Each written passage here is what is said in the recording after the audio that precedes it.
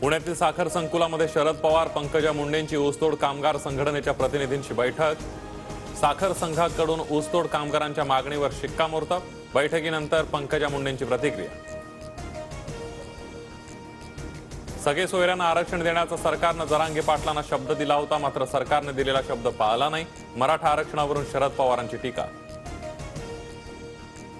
मागासवर्ग आयोगाने 7 दिवसांमध्ये मराठा सर्वेक्षणाचं काम पूर्ण करावं। मराठा सर्वेक्षणाबाबत शासनाचे आयोगाला स्पष्ट निर्देश। जिल्हा स्तरावर नोडल अधिकारीही नियुक्त होणार। आजकाल अभ्यासाला नव्हे भावनांना महत्व। कुणाच्या भावना दुखावल्या असतील तर मी खेद व्यक्त करतो। राम मांसाहारी या वक्तव्यावरील वादावर जितेंद्र आव्हाडांकडून पडदा। कुठेही लपून बसले तरी जितेंद्र आव्हाडांचा वध करणार। अयोध्येतले परमहंस आचार्य महाराजांचा इशारा। आव्हाडांना जगातली कोणतीही ताकद वाचवू शकत नाही।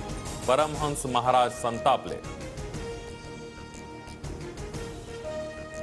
जितेंद्र आव्हाडांना अटक करा। राम कदमांकडून आव्हाडांविरोधात एफआयआर। घाटकोपर पोलीस ठाण्याबाहेर भाजपचं आक्रमक आंदोलन। सत्ता गेल्यामुळे आव्हाड नैराश्यात। रामावर बोलू नये अन्यथा तुमचा राम करावा लागेल। नारायण राणेंचा जितेंद्र आव्हाडांवर हल्लाबोल। शरद पवारांसमोर आव्हाड बोलतात याचा अर्थ ती शरद पवारांचीच भूमिका। संजय शिरसाटांचा आरोप। जितेंद्र आव्हाडांविरोधात अजित पवार गट, भाजप आणि शिंदे गट आक्रमक। पुण्यासह नाशिक संभाजीनगरमध्ये आव्हाडांविरोधात निदर्शनं। जितेंद्र आव्हाडांवर प्रतिक्रिया देण्यासाठी महाविकास आघाडीतील 3 नेत्यांचा नकार। सुप्रिया सुळे, संजय राऊतांसह अनिल देशमुखांचा नो कमेंट्स। राज्यातील महत्त्वाचे विषय सोडून देवधर्मावर बोलणं सोडलं पाहिजे। रोहित पवारांचा आव्हाडांना सल्ला। तर रोहित पवार अजून लहान, अबुधाबीमध्ये बसून बोलणं सोपं। आव्हाडांकडून रोहित पवारांचा समाचार। ठाकरे गटाच्या उपनेत्या सुषमा अंधारेंविरोधात गुन्हा। हिंदू धर्मीयांच्या भावना दुखावल्याचा आरोप। मालेगावमधील अमन परदेशींच्या तक्रारीनंतर गुन्हा दाखल। महाराष्ट्राच्या पोलीस दलामध्ये फेरबदल। राज्याच्या पोलीस महासंचालकपदी रश्मी शुक्ला यांची नियुक्ती।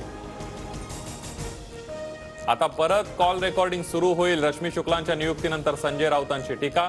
तर आधी बिना परवानगी फोन टॅप करायचे, आता परवानगीने करतील। एकनाथ खडसेंचा हल्लाबोल।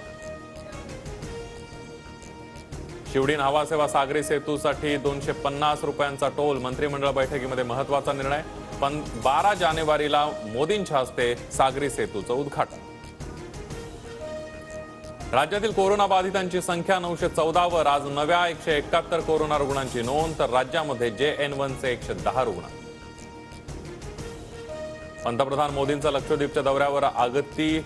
बंगाराम आणि करवत्तीतील लोकांशी संवाद। भेटीवेळचे काही फोटो पंतप्रधान मोदींकडून शेअर।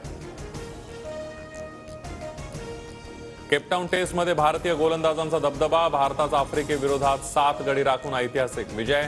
2 सामन्यांची मालिका 1-1 ने बरोबरीत। बुमराह, सिराज भारताच्या विजयाचे शिल्पकार।